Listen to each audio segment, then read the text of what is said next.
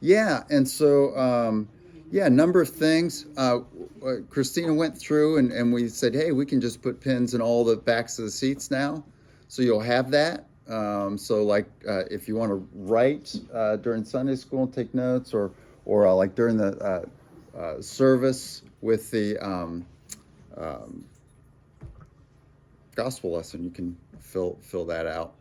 Um, because you'll have a pen in front of you and your welcome slip. That'll be fine too. Um, this slide, let me. You have the remote, other remote. Sure. Yeah, great. Let me try something here. Thanks everybody for your patience, just being here the first time and all. This is a dark theme here. The rest are more visible, but I'm going to try to do something here. Um,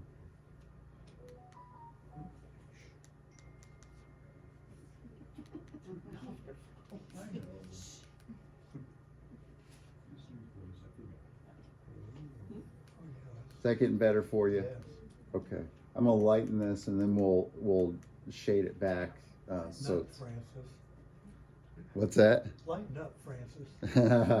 Yeah. Is that Full Metal Jacket? Stripes.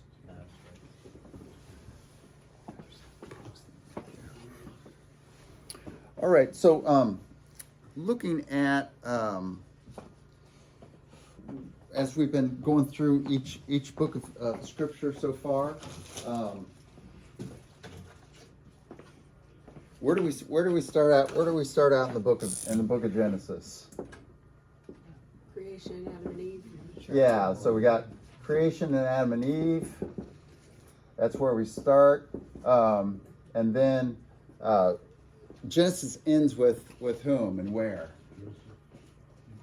Yeah, Joseph in Egypt. So, and how many chapters do we have in Genesis? Bonus points here. 50, yeah. So easy, Genesis 50. Okay, and then we talked about as well.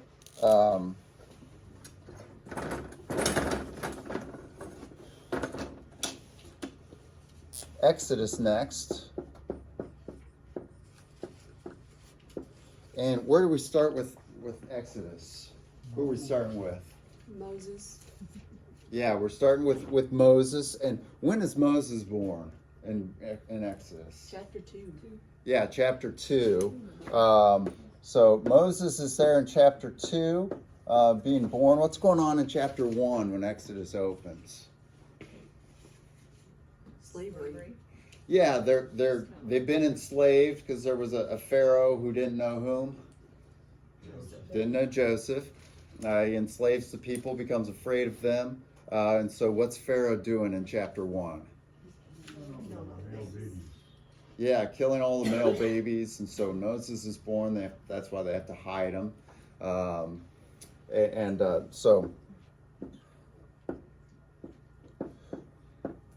So we got in chapter 1 the slaughter of babies. Where do we see that pattern again? Herod.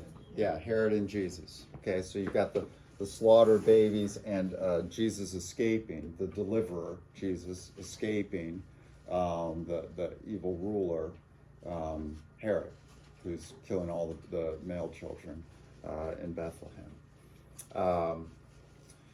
And okay, so where does Exodus end? What's going on at the very end of Exodus? Tabernacle. Yeah. What about the tabernacle? It was built exactly. Yeah, it's built exactly. So it's completed. God fills the tabernacle with His presence. Glory cloud. That's the end of Exodus. Okay, it literally ends on that. The tabernacle's built. Moses examines it. He finds it to be exactly the way that it was supposed to be, and God fills the tabernacle. And so, what's our chapter? What's our chapter there? How many chapters in Exodus? 40. Okay. So, another nice even number for us. Whoop. That's nice. So tabernacle completion is chapter 40. And so we got a lot of stuff going on in Exodus. Name some things that are going on. First of all, with Moses, what happens to him, like chapter 3? Burning bush. Yeah, burning bush. And so where is he with the burning bush? Midian. Midian. So all that stuff that we have from Charlton Heston, the bulk of the movie, is really just in that chapter 2, and a lot of that's just created there. But so Moses goes to Midian. How long is he there in Midian? 40 years. How long was he in Egypt before he left for Midian? 40 years. 40 years. And then after Exodus, how long is he in the wilderness? 40 years. 40 years. Okay, he dies at 120. So we've got 10 plagues. When's our 10th plague? What chapter are we in?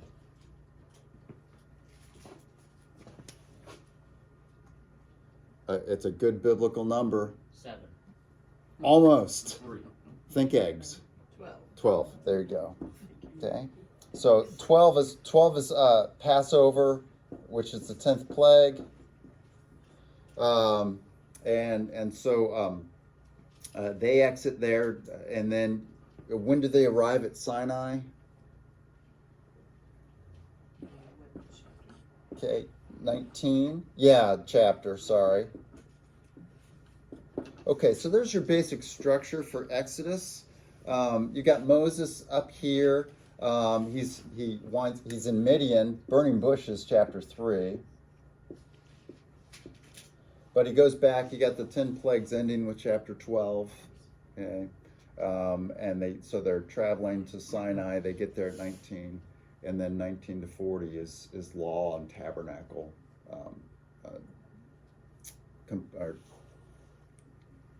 completion, construction. Okay. All right. Now let's go on to Exodus now. To Leviticus now. And Leviticus, you took a pre-quiz on it last week. Describe Leviticus in terms of what kind of content's in there. What kind of book is Leviticus? What's it about? Law. Okay, what kind of law? Law about what? Ceremonial.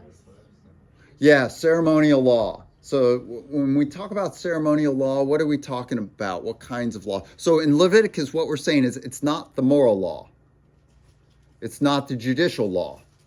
What's an example of moral law that we have in the books of Moses, the first 5 books? Don't murder. Don't murder. Moral law is personal law that applies to you today as a Christian. Okay? Don't murder, don't steal, don't kidnap somebody, don't commit adultery, love your neighbors, you love yourself, that kind of thing. Although that little one's in Leviticus. But in Leviticus, you've got ceremonial law. Ceremonial law is dealing with what? Sacrifices. Temple stuff.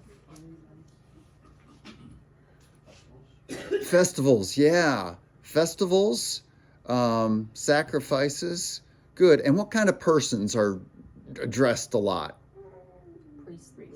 Yeah, priests and Levites, hence the name, Leviticus. Okay?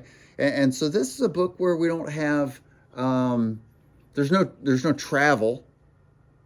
There's no real narrative in Leviticus. It's a listing of laws about tabernacle stuff, priests, sacrifices, festivals that they have. Okay, good. All right, let's start clearing the back with Mr. Sleepy, Bo. Bo was working into the AM, and he's here. All right, Mo. I looked down at Moses, and I looked at you, and I combined them. Would you read this slide for us, the whole thing? Leviticus, author and date, Moses, writing after the construction of the tabernacle. Okay. So that's what's going on. And so we got Moses writing this. How many books does Moses write? 5 books, yeah. Genesis to Deuteronomy. what did we say about our writing date for Genesis? When was Moses writing that? Most likely. 1410. No. Oh, right. Before they went Close. That's a good date. What's that? Before they went into the promised land? Yes. Where is he? Oh, right outside the promised land on the Sinai. Okay, Sinai. The purpose of Genesis is to get God's people not going back to Egypt and to get them into the promised land. And we have nothing in the book of Genesis that indicates any kind of, it ends with Joseph. So we have no event that's recorded in there that requires us to take a date like that's in the wilderness wanderings or edge of the promised land, that kind of thing. But when you read Genesis, you see this is Moses getting the people to not go back to Egypt, which he shows to be a very evil place throughout Genesis, and to go into the promised land, which is prefigured in a lot of ways in Genesis. Okay, so our writing date for Genesis is Mount Sinai. Okay, what did we say for our writing date for Exodus? And this has to do with things that Moses says in a couple of places in Exodus that indicate what the writing date had to be. Andrew. 1410. 1410. What's 1410? 40 years after 1450. Yes, 40 years after 1450. So roughly they're at Mount Sinai at 1450. Okay, they've come out around 1450. 40 years after 1450 is 1410. What have they been doing for 40 years? Wandering the wilderness. Why do we say Exodus was written after the wilderness wanderings? because it said they've been wandering for all this time. Yeah, with chapter 16 and chapter 39, maybe, it says that God provided manna for the people, chapter 16, for all 40 years they were wandering in the wilderness. Okay, that's a conclusive statement looking at past events. Okay, so that helps date the book for us. This is Moses writing at the end of the 40 years. And it also says that the chapter, I think it's chapter 40, the cloud led them along in the wilderness for all of their travels. Okay, so Moses gives us those two statements there in Exodus that show us that he's not writing before their wilderness wanderings are over, but after. And so Exodus is getting them to, as we talked about last week and the week before, helping them understand what about Moses and his laws. What should the people who are at 1410, Moses is about to die, Joshua's about to take over, what is Moses teaching them in the book of Exodus? That's the purpose statement of Exodus. Moses and the law that God gave him are good for them. Yeah, keep following Moses and his law, even though Moses will not be there to supervise you doing that. Okay? And so you see all through Exodus, Moses' authority is being underlined. Okay? Moses says, I don't want to do this. And God says, I will not have anyone else do this but you. Moses is trying to get out of it. Moses doesn't want the fame, the glory, the attention. And God says, no, it's you. And God tells Moses, I'll appear in thunder and cloud on Sinai so the people will fear you and follow your ways. And so Exodus is written for those on the edge of the promised land so that they know their blessing in the promised land is dependent upon the degree to which they follow God's laws, which were delivered through Moses. Okay? I know I'm just getting you into, as we'll do this with each book, into the mindset of the Bible was not written to you. And if you take it as written to you first, you will misinterpret it. Right? Facile imitation equals misinterpretation. Right? If you just simplistically, apply Exodus, you're going to build a tabernacle and start killing bulls. Okay, so you know that. I'm just getting you to follow through with that and to say, okay, what was God writing to the people when he wrote it? What was his reason for writing? And so they're on the edge of the promised land, and he's showing them, which we'll see in the rest of the history of God's people in the Old Testament, he's showing them, if you don't follow the laws of Moses, you'll experience curse. Okay? If you don't follow my worship regulations, Exodus chapter 32, what's in Exodus 32?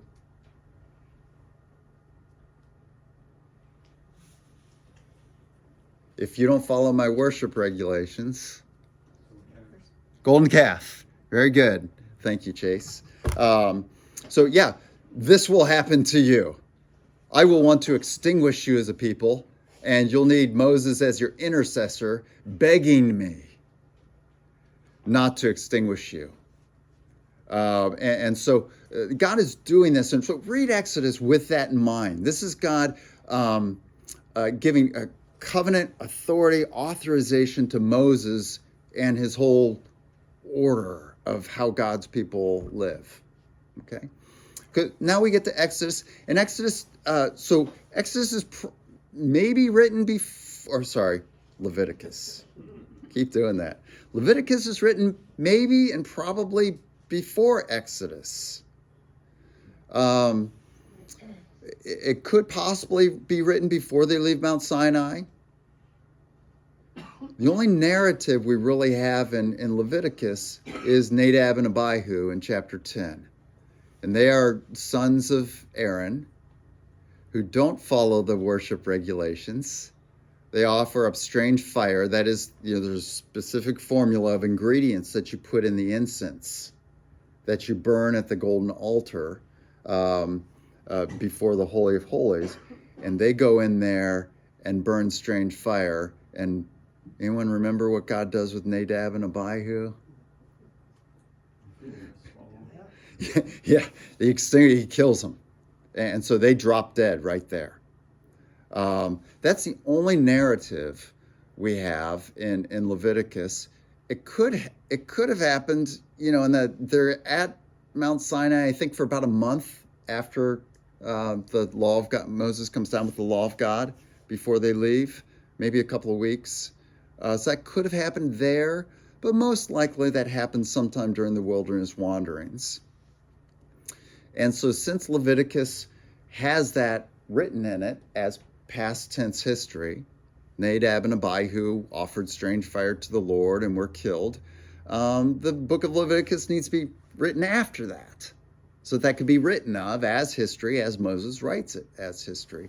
So Leviticus, I put a soft date on there, probably during the wilderness wanderings, maybe as late as on the edge of the promised land.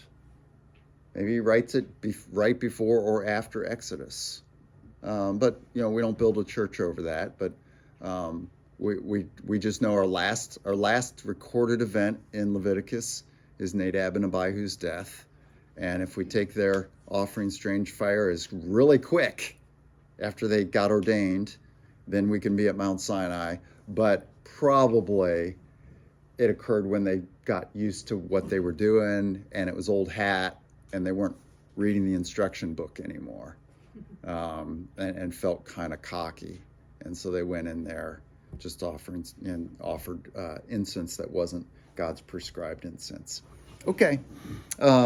So a writing after the construction of the tabernacle, but before Moses' death, obviously. So late date of 1410, which would be Moses' death, early date of 1450, which would be Mount Sinai sometime.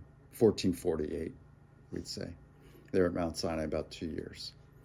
Or they left Mount Sinai 2 years after leaving. Okay, content. Joyce, would you read this for us? You shall bring your offering of animals from the herd or the flock. Okay, so like we talked about, Leviticus is about this kind of stuff.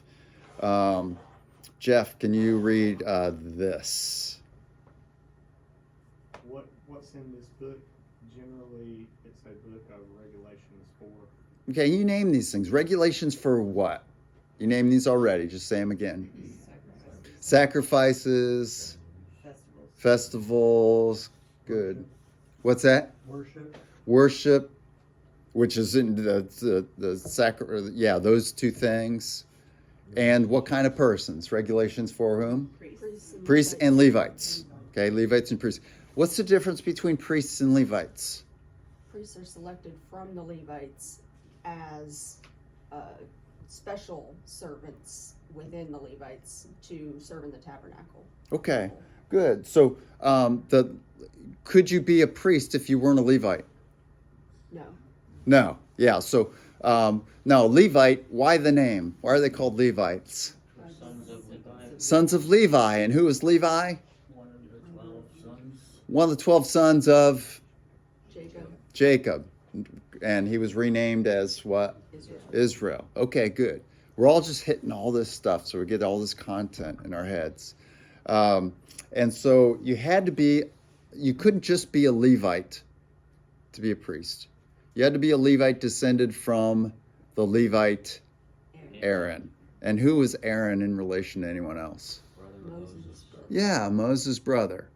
Okay, so Moses' brother Aaron gets the priesthood. And he and his sons are ordained to the priesthood. We'll see that in Leviticus. We see it elsewhere too. And so if you weren't descended from Aaron, no matter how skilled you were at supervising sacrifices, it didn't matter. You had to be descended from Aaron. This is one of the foul balls that is in the book of Judges, when they don't have a king and they're doing whatever they think is right in their own eyes instead of what's right in God's eyes. They just hire out Levites, and to do priestly work and sacrifices, people who aren't descended from Aaron. Or in the divided kingdom up in the north, the northern kingdom, okay, this is after Solomon, in the northern kingdom, they just pull out priests from anybody. People who aren't Levites, and it's one of the reasons the north is cursed. Okay, so regulations. So here we go. John? Yeah, So Laura. if you were a Levite and you weren't from the line of Aaron, then what was your job? You were a Levite. And so, good, thanks for bringing that up. So I wanted to do that, and then I completely forgot. So you've got Israel, who is the man Jacob, and one of his 12 sons is Levi, and then descended from Levi are the awesome three: Moses, Aaron, and their sister Miriam. Yeah. Moses leads, but Aaron is given the priesthood. So, what is Moses? A Levite. He's a Levite, yeah. But the priesthood comes from Aaron. And then all the other Levites, for the rest of the history of Israel, are just Levites. But there's a division of labor that is parallel to the division of labor between elders and deacons today in the New Testament.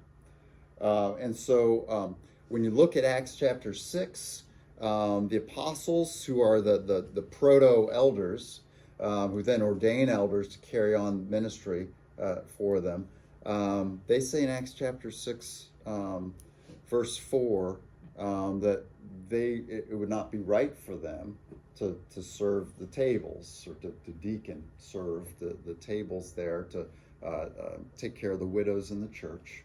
But they say, we'll devote ourselves to, anyone know? What do the elders or the apostles devote themselves to? Teaching of the word. Yeah, ministry of the word and prayer. And this is, so if you think about that, that's gospel work.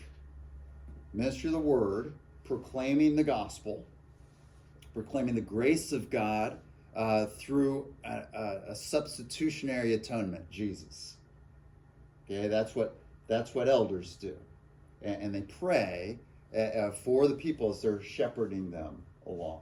Okay, and so ministry of the word and prayer. If you're if you're a priest, your job is, what were we talking about just a minute ago? What do priests do in the tabernacle?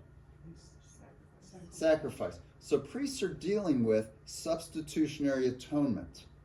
They're teaching that lesson to Israel every Sabbath day, or every day, morning and evening with the sacrifice. Every Sabbath day, additional sacrifices. Every new moon, so every 29 days, they're doing that. All these, but they're teaching God's people God's grace.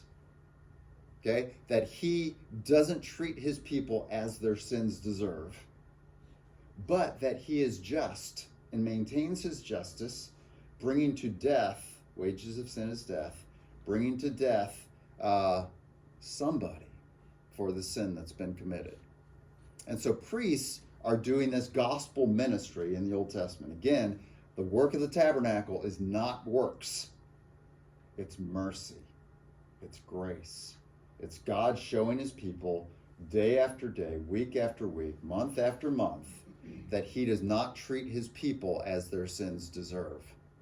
Who's He treat as their sins deserve? The animals. And who becomes, in the New Testament, that one sacrifice that encapsulates all the sacrifices, all the different kinds. That's Jesus. And so the priests are doing that in the Old Testament. They're reminding God's people of God's grace through a substitute atonement offering, which Jesus becomes. And we find out in the New Testament that all the offerings in the Old Testament were shadows, as the writer of Hebrews says, shadows of what Jesus would do. Okay, and so the priests are doing this sacrifice, showing off the mercy of God, showing off the gospel in the Old Testament. The Levites, what else needs to be done besides sacrifices in the tabernacle? Replacing the bread. Replace all kinds of stuff needs to be done, and that's what the Levites do. To get your question there. So Levites are doing all the tabernacle and all the temple work that's not sacrifice. That's not going into the holy place. That's not going in with the high priest into the Holy of Holies once per year. That's reserved. The sacrifice work, the burning of incense, anything to do with the holy place is priestly work. The Levites are dumping the ashes from the altar of burnt offering, where the animals have been burnt. The Levites take the ashes and they go take them to a dump heap outside the camp or outside of Jerusalem. The Levites are they're baking the bread for the table of showbread there, the table of the Lord's presence. They're doing all this stuff. See how that correlates to deacons today. So I don't have to set up chairs and have my mind energy on chairs. I can preach to you and have my mind engaged in that.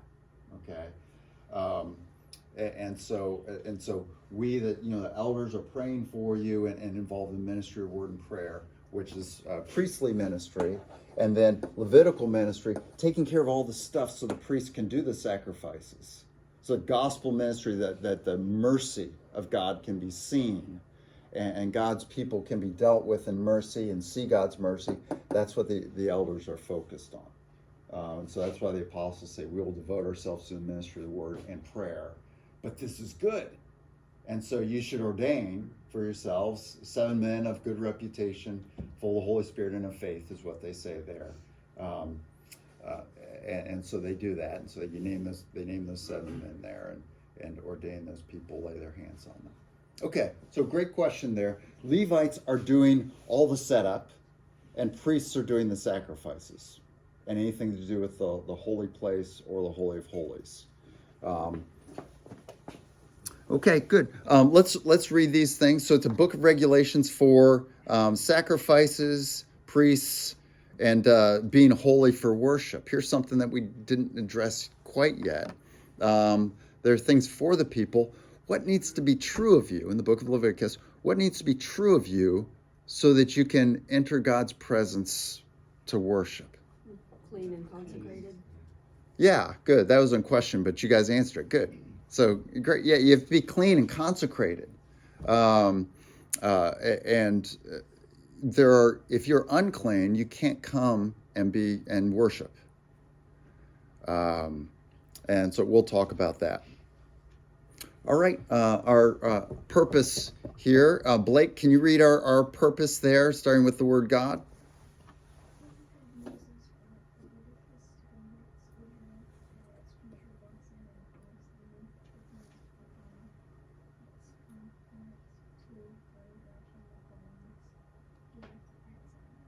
Okay, good. So Moses is writing this book so people, now that they have the tabernacle, will know all the things that need to be in place, all these regulations of holiness, and he's teaching them, and we'll see this by the end of the book, that their blessing depends upon their compliance to these regulations for worship and holiness, and not showing up before the Lord having not been cleansed or purified for worship. Okay. Now, just, so you don't get nervous, how can we come to worship and not get extinguished Through today? Jesus. What? Through Jesus. Mm-hmm. Yeah, through Jesus. What has he done for us? He's purified us of our sins, hasn't he? Right? And so we don't get extinguished, with our worship. He's cleansed us so that we can come into the presence of God and worship as through the curtain, as the writer of Hebrews will say. Okay, so God's teaching. The book of Leviticus is there, so God's people know they need to follow these regulations, and their blessing or being cursed in the promised land depends on their compliance to these holiness and worship regulations. That's how important worship is. And you don't mess with worship, right? You already know this from Exodus 32 with the golden calf. Yeah. So, with respect to Jesus being the permanent purification for his life, there's obviously been instances where someone who thinks they're a Christian but isn't necessarily a Christian has entered into a church, physical building, right, with the body of Christ, the church, Big C, and in quotes worshipped, and they've exited the building and not been struck down. Yeah. So what's the protection, or is that just general mercy at that point? Yeah, it's general mercy. It's gospel era right now, and where we see this fulfilled again is when someone enters God's presence and they have not been cleansed by the blood of a substitutionary atonement sacrifice.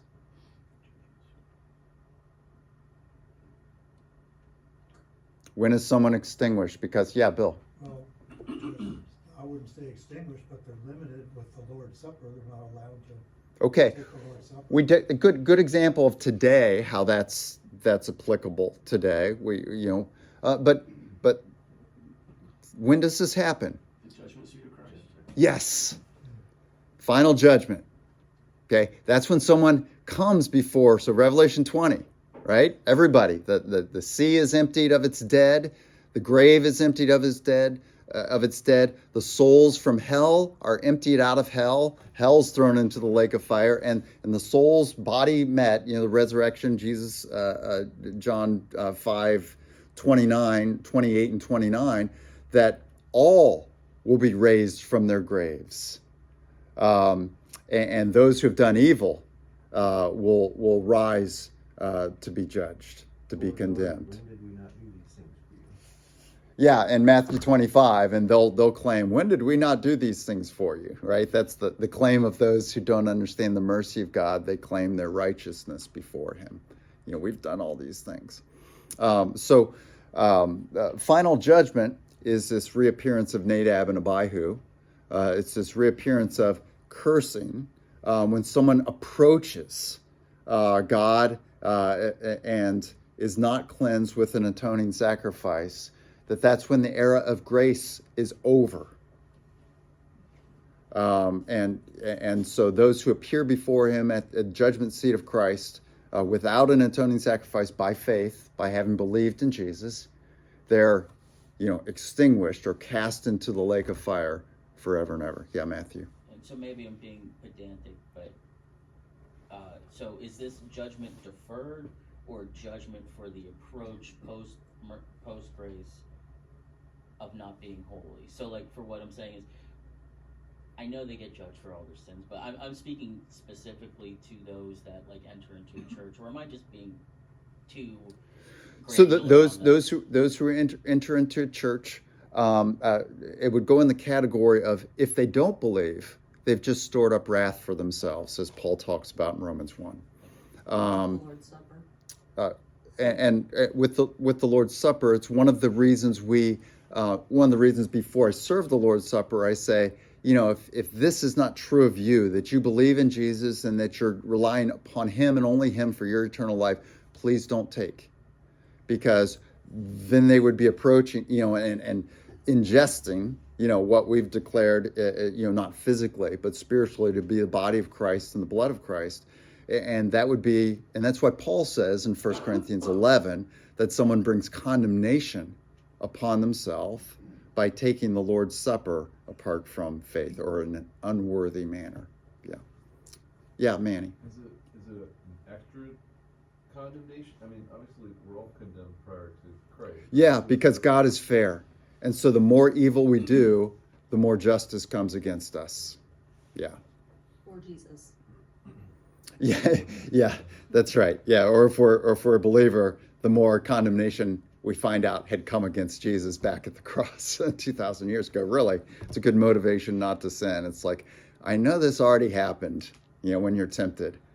I know you already died for all my sins, but I'm not going to sin this time because I don't want to be responsible for adding a little bit more pain to you on that cross. Kind of a funny way to think, but okay. So this is Moses historically. Think Leviticus. Historically, this is Moses showing, here are all the regulations that you need to fulfill. And these aren't hard regulations. These aren't like temptations. These aren't sin nature things. This is just something that an unbeliever could do. You can wear a certain kind of clothing if you're a priest and not regenerate. You can do that, right? Christians and non-Christians can both wear rugby shirts. Doesn't take the Spirit of God in you to wear a rugby shirt, okay? You can do these certain sacrifices. You can bring the right amount of this or the right amount of that. You can show up 3 times a year, if you're a male in Israel, to Jerusalem to celebrate these festivals. There's no regeneration required in that. So this is not stuff that they had to struggle over doing. This is just bare bones. Work starts at 9:00, and if you're late more than 3 times, you're fired. Anyone can do that, right? And this is all stuff anyone can do. And so God says, do this and do this exactly, or there's trouble. Are we on the same page here? God says. And so it's not like he's not putting down in Leviticus impossible regulations. Okay? And in fact, when there is sin among the people, we'll see this in the holiness regulations for the people in the teens of Leviticus. When there is a sin or somebody's become unclean, God provides this way for people to get clean. And it's done. They wash and that night, and then they're clean, and then they can come and worship. There's no eternal lostness, or you can't come to the temple for 2 months. It's like, no, do this and then wash, and then you're clean that evening. Okay. So here's our outline, and this will what the outline is when you think Leviticus, and you'll see us in the outline points. Think regulations. That's the key word in the book of Revelation, book of Leviticus. And so our outline point 1:1, Chase. Regulations and sacrifices. Okay, so first part of the book opens up with sin offerings. Boom.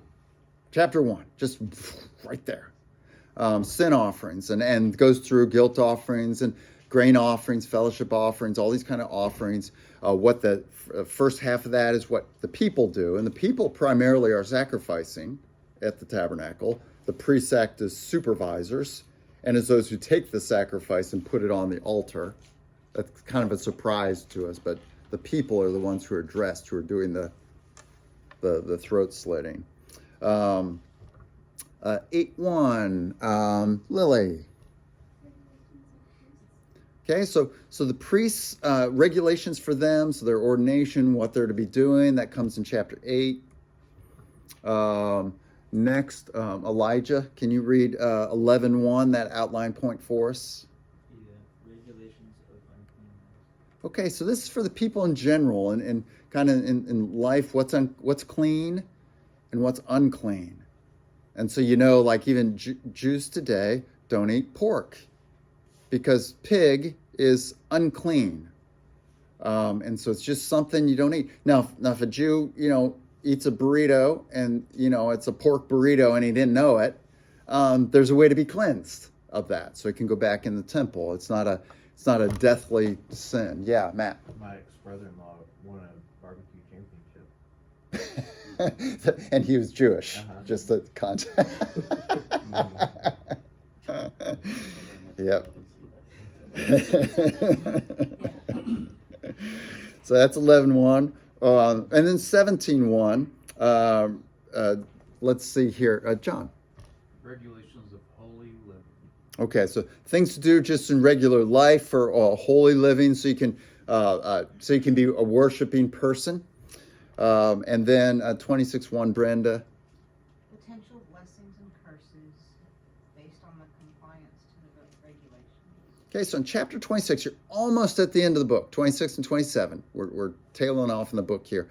But Leviticus 26 is one of our big lists of blessings and curses. And that gets repeated by Moses. Anyone know where he repeats these?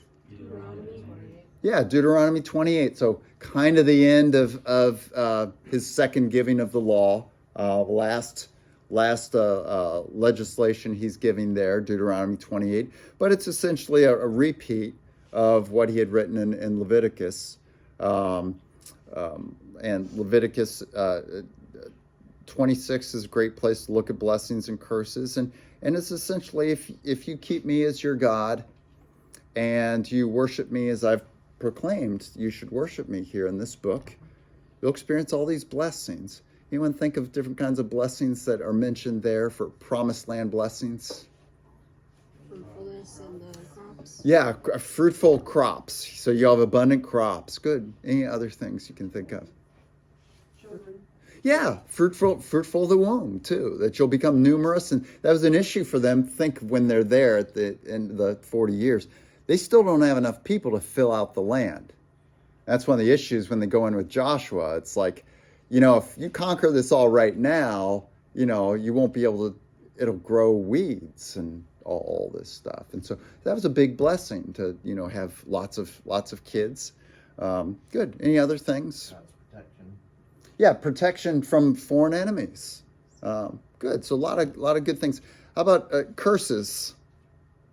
Enemies coming in and taking over. Yeah, kind of the reverse of all those things. That enemies will come in, instead of lending to foreign nations, you'll be poor and you'll have to borrow from them. Foreign nations will come in and they'll conquer you. You won't get rain in its season. You won't have abundant crops. God is sovereign over all these things. And he's saying the key to this is just keep me as your God. That's it. It's not perfect obedience. It's keep me as your God and do these Levitical, book of Leviticus. Remind yourselves that you're under my mercy and be thankful for that. That's what Leviticus is about. Reminding yourselves of my mercy. And so the priests, there was a morning and evening sacrifice every day. All 7 days, morning and evening sacrifice. And that smoke was going up. And so anyone there could smell that, right? It's Burger King.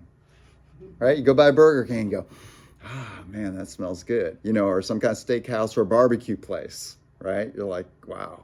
But this was a reminder, God, to his people in the Old Testament of his mercy, day after day, morning sacrifice, evening sacrifice. And then they did that on the Sabbath day too, the morning sacrifice and the evening sacrifice, but they also added a Sabbath sacrifice to that in addition.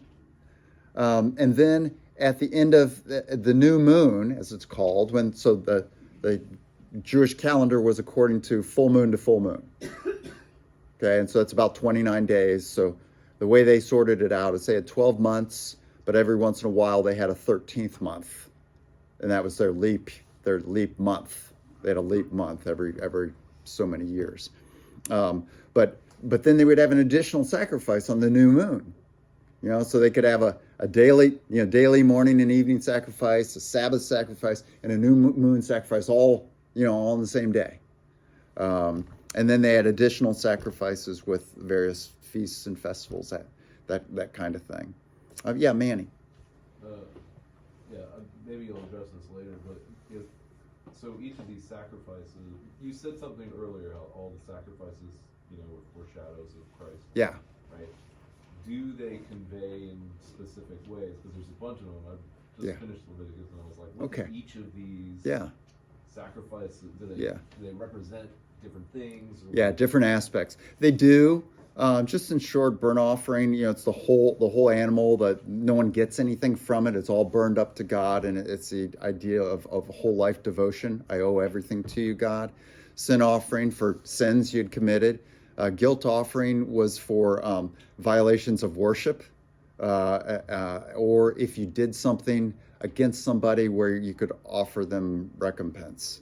So if like you stole his thing and on the way of giving it back to him because you had contrition, you broke it, you would have a guilt offering, and you would pay the person back, but you'd have to guilt offering too. Grain offering was the idea of a reminder of thankfulness for God for his provision. Sometimes those are called fellowship, a thank offering there. And then there are fellowship offerings, which were more celebratory. And the fellowship offering that was given, the bringer of the sacrifice, he would get almost all the offering back to eat for him and his family. And they would celebrate and have fellowship. And that's why it's also called a peace offering. Depends on what Bible translation you're in. But the fellowship offering was that idea. They all have little nuances. All of them have some aspect of atonement. But especially sin, guilt, and whole offering have big atonement aspects to them. Yeah, a good question. We'll hit this last outline point and then we'll break for worship. So last outline point, last thing in the book of Leviticus. Mallory, can you read this for us? Regulations of vows. Yeah, so you got a big list of how do you make a vow? How do you fulfill a vow? What do you do at the end of a vow? So we'll talk about that.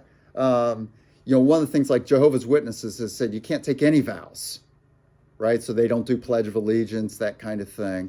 And it's based on Jesus saying, in the Sermon on the Mount, talking about vows. The problem there is context. What was going on during Jesus' day is the Pharisees found a clever way to lie. It was to swear by the gold of the temple. And Jesus, but you were supposed to take a vow swearing by the Lord. It was an oath to the Lord. So an oath is saying, this is true. And if God were here, he would say the same thing that I'm saying. As far as I know, with all the knowledge I have about this event, I'm under oath. I'm saying, this is what I saw. This is what happened. And you're just, you want your, Jesus said, and James said, your yes to be yes and your no to be no. But there are occasions where it's so important, you need to verify, I'm not kidding around here. Right? Little Joe Biden there. Not kidding around, folks. No joke. That's his little knock phrase there. But so there are occasions for that, like court situations, and in Israel, that was true. A vow is an oath that promises to do something. So you vow to do something. I will do this, and I swear by the Lord I'll do this for you. So marriage vow.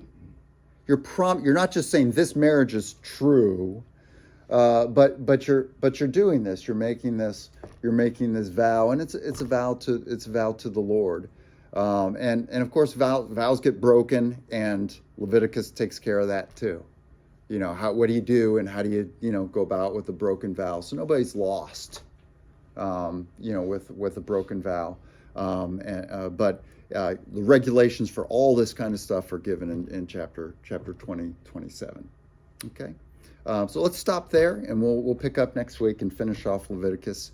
But let's pray.